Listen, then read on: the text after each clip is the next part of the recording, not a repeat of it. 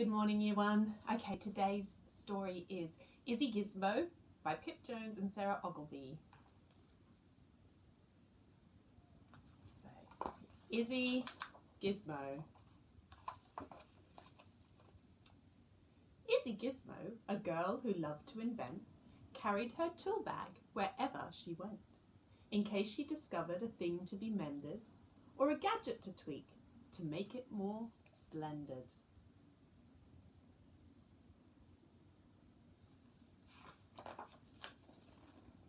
But the trouble with things that have dials and switches is they don't always work. They have certain glitches. The tea menders, for instance, did such a fine job, till out popped a piston and off dropped a knob. Then the swirly spag Sonic for eating spaghetti turned Grandpa's wallpaper into confetti.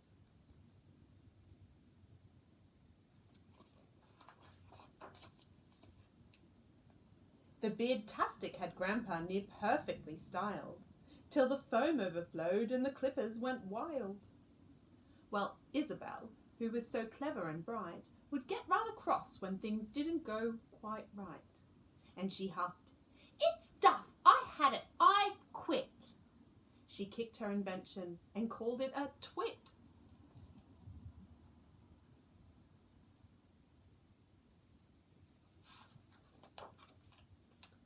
Isabel fumed.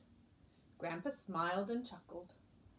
"You can't give up just 'cause that thingy-bob buckled. Now trust me, young lady, sometimes you need to try again and again if you want to succeed." Perhaps Grandpa was right, but still Isabel sighed. She picked up her tool bag and wandered outside. Kicking the stones on the path as she walked, Izzy jumped at a bump. Up ahead, something squawked.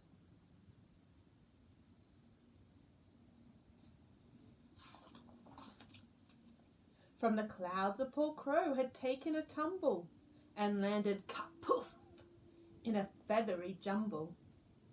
Izzy ran to the vet's, but the vet shook his head. "His wings are too broken to fix," the vet said.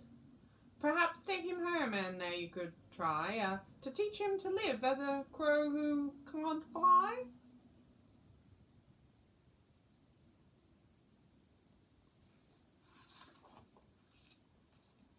Day after day, Izzy thought she had found something fun for her crow to do on the ground, like digging for worms and racing for slugs, hopscotch and hoopla, and searching for bugs.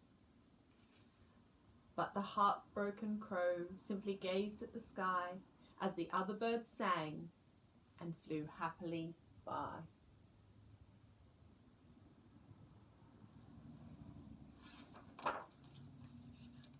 One night, with the crow in the folds of her sweater, Izzy sighed, "Oh, I wish I could make him feel better.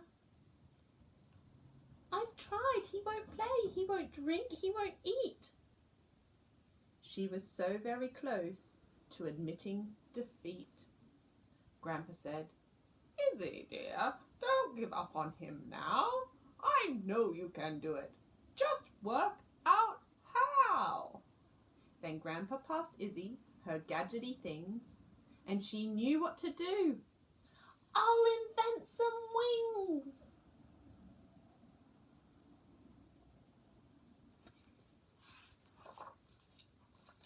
Izzy piled up her books and she started to read. Then she made a long list of the things she would need. She searched for some batteries and old electronics, dismantled a mixer and the swirly spag Sonic. The crow watched entranced, and he held Izzy's drill, while she bent and bashed and battered and walloped until... What do we think is going to be on the other page? Until what?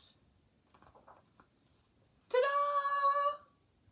Izzy fastened the wings with a strap, but they hummed and they twitched, and they were too heavy to flap.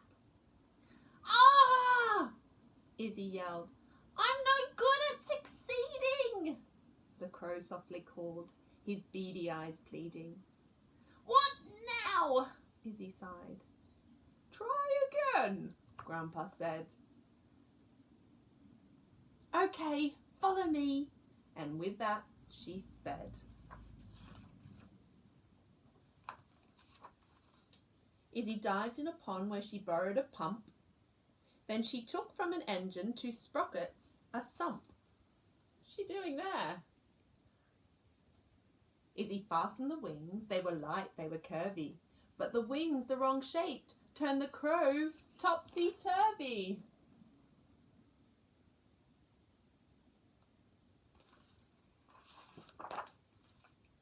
I give up, Izzy yelled with a furious frown. The crow sadly called as he's hung upside down. So Izzy unscrewed the head from the shower, found the special circuits to adjust the wing's power. And finally, using her trusty old pliers, she borrowed the motors from 2 big blow dryers.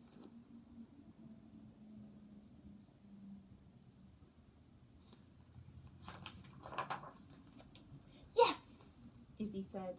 The right shape, the perfect weight. But one wing flapped madly. The crow couldn't fly straight. I've had it, yelled Izzy, heading straight for the bin. But the crow blocked her path. He just wouldn't give in.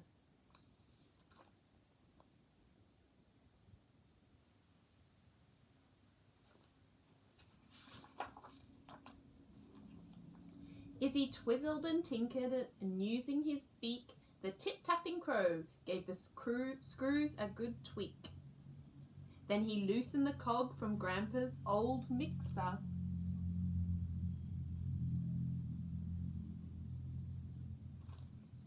What's going to happen? He loosened the crows on the mixer.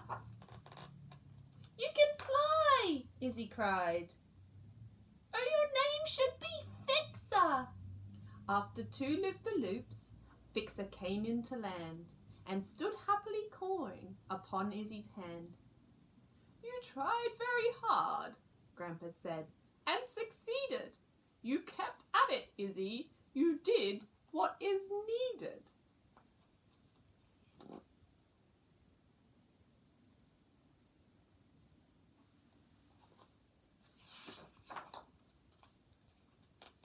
Don't pack your tools up. Your day's not quite ended.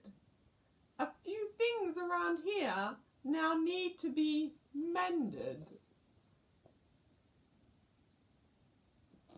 Why do a few things need to be mended?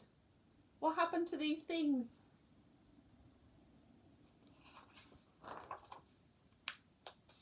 The end. So I hope you liked Izzy Gizmo. It's a good story about being resilient and trying really hard and not giving up. So Izzy Gizmo is really good at not giving up. So I hope you're all trying really hard, and if things don't quite work out, try again and again and again, and eventually we'll get it. Okay, take care of yourselves this week. Tune in for your other teachers to read you more stories this week, and I will see you next week. Bye!